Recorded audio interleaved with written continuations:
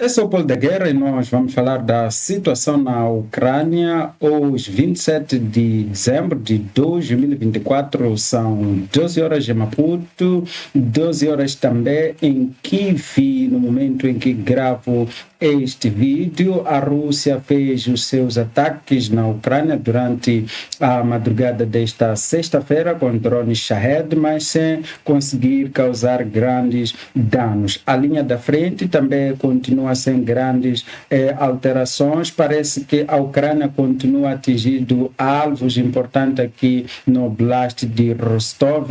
Lembramos que este é o Oblast que suporta, portanto, a logística dos russos na sua invasão contra a Ucrânia. Na Rússia, parece que em vários aeroportos estão interditados operações de decolagem e também pouso das aeronaves. Supõe-se que a Rússia esteja sob ataque de drones ucranianos, como podemos ver aqui pela imagem. Os ucranianos conseguiram capturar o primeiro norte-coreano aqui nas operações, acredito que na frente de Kursk. Também vamos falar sobre aquele acidente da derrubada do avião civil. Enfim, temos mais algumas informações para compartilhar sobre esse assunto. Se não é inscrito, por favor, inscreva-se aqui no canal. Pois bem, olhamos para a linha da frente sem grandes mudanças, como já disse. Parece que aqui no Estreito de Kerch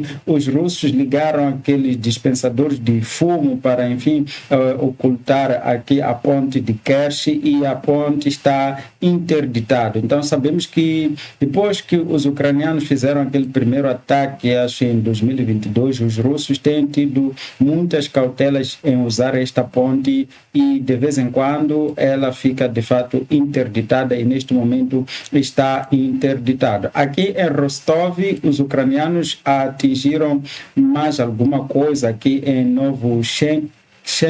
Enfim, não sabemos o que efetivamente foi atingido aqui desta vez pelos ucranianos. Na Rússia, concretamente, em vários aeroportos, aqui temos cerca de 5 aeroportos, estão interditadas as operações ali normais de decolagem e também pouso das aeronaves, porque a Rússia está sob ataque de drones ucranianos. É o que se pressupõe em função destas indicações que temos aqui no mapa. Olhamos para o resumo dos ataques russos na madrugada. A Rússia lançou cerca de 24 drones Shahed, 13 foram abatidos pelo sistema de defesa aérea regular e 11 foram suprimidos pela guerra eletrônica, o que pressupõe apenas que temos aqui 26, mas então mais ou menos 2 drones que talvez caíram ou atingiram alguma coisa aqui na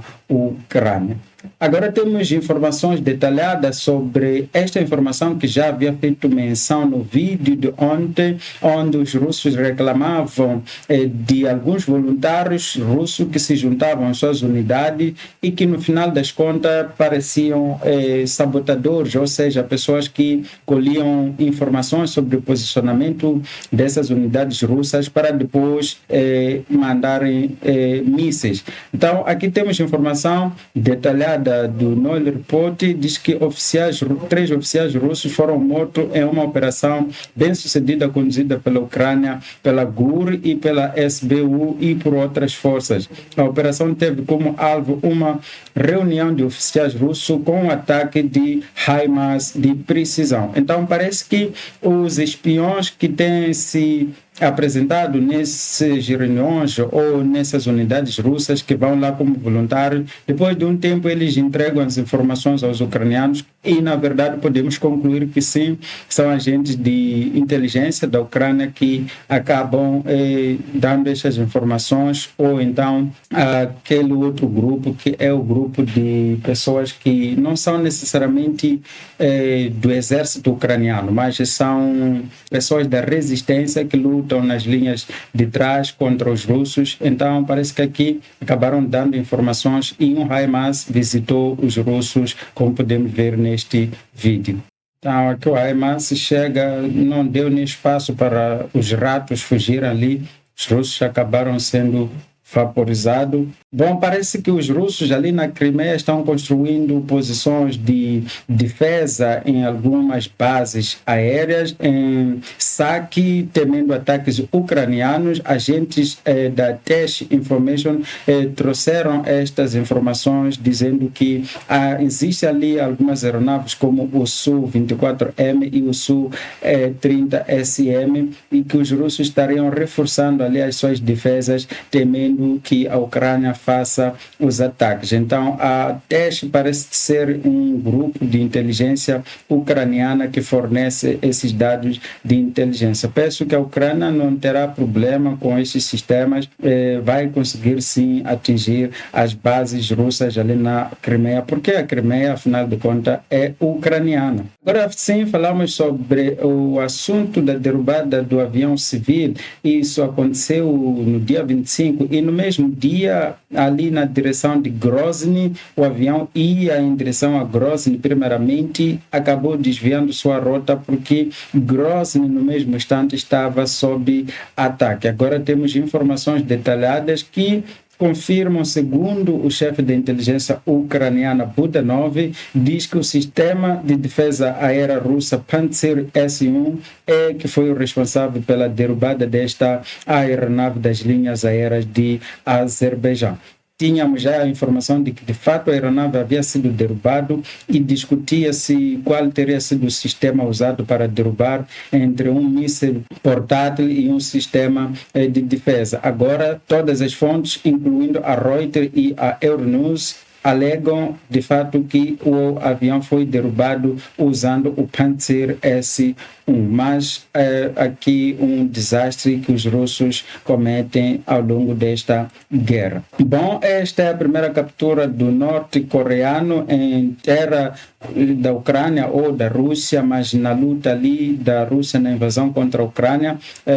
A Ucrânia capturou um soldado norte-coreano ferido, a primeira vez que isso acontece. A agência de espionagem da Coreia do Sul acaba de confirmar que efetivamente este é um norte-coreano que foi mandado pelo Kim Jong e agora está nas mãos dos ucranianos. Bom, eu não acho que seja tão pior, penso que este norte-coreano até talvez vá agradecer por estar nas mãos dos ucranianos. Bom, agora vamos falar mais uma vez sobre o Oreshnik, o tal míssil que faz maravilhas, que é o míssil russo que foi testado alguns dias atrás. Agora sabe-se que o Oreshnik, para além de ter sido fabricado entre 2017 e 2017, o que a Rússia dizia ter desenvolvido este míssil do zero e que teria começado este desenvolvimento em 2003, ou seja, a Rússia queria dar a entender que tem capacidade de desenvolver uma nova arma mesmo em plena guerra, o que foi provado que é uma mentira. O míssil foi fabricado entre 2017 e 2018. Agora, mais um outro dado é que este míssil depende de acessórios de alguma tecnologia avançada que é do Ocidente, ou seja, parece que tem algumas coisas que vêm do Japão e também vêm da Alemanha que a Rússia precisa necessariamente para desenvolver este míssil. Então, significa que tudo deve ser feito para interditar o acesso a estes recursos, a esta tecnologia por parte dos russos. Uma chamada entrevistada pela GUR, que é o Serviço da Inteligência da Ucrânia, conseguiu captar algumas informações que indicam que 56 mil corpos não identificados em Rostov estão ali, ou seja, corpos de russos que estão exatamente neste oblast, que é a base das operações principal aqui contra a Ucrânia, ou seja, esta é a base logística dos russos. Então, aqui conseguiu-se identificar que há muitos russos mortos e que ninguém sabe quem são exatamente esses russos, porque a maior parte desses russos não estão completos, estão lá em pedaços. Esta informação estava sendo dada ali por algum residente que discutia essas mortes, ou seja, essas vidas, os corpos ali de qualquer maneira. E sim, sabemos que tem muitos corpos ali e de pessoas que não terão como efetivamente serem reconhecidos e dados um inteiro pela Rússia. Até porque a Rússia despreza a vida, não liga muito para essas coisas. E bom, para terminar, parece que Trump está pedindo para que a Europa aumente as suas ajudas para a Ucrânia, prevendo-se cortes de ajuda de Estados Unidos para a Ucrânia. Esta informação é de Washington Post. No entanto, não há um plano claro para pressionar Putin a negociar. Enquanto isso, a Ucrânia permanece firme e luta até retirar a Rússia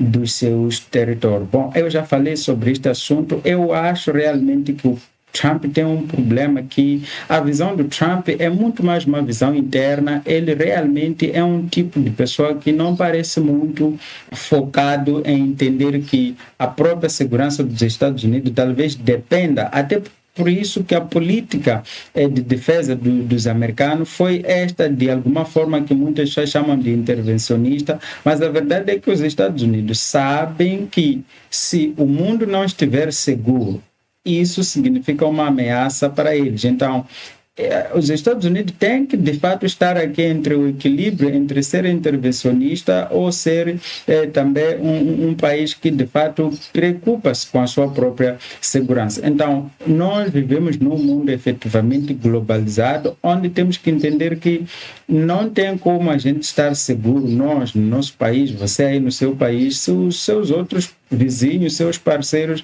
não estiverem em segurança. Então, eu tenho a impressão de que Trump é muito mais um indivíduo que olha muito mais para o seu próprio país e que acha que essas coisas não fazem diferença. E sim, é possível que Trump não ajude a Ucrânia, o que seria uma pena, e os Estados Unidos em algum momento vão pagar a fatura se isso vier a acontecer. Este foi o vídeo de hoje. Por favor, inscreva-se no canal e também compartilhe o nosso conteúdo.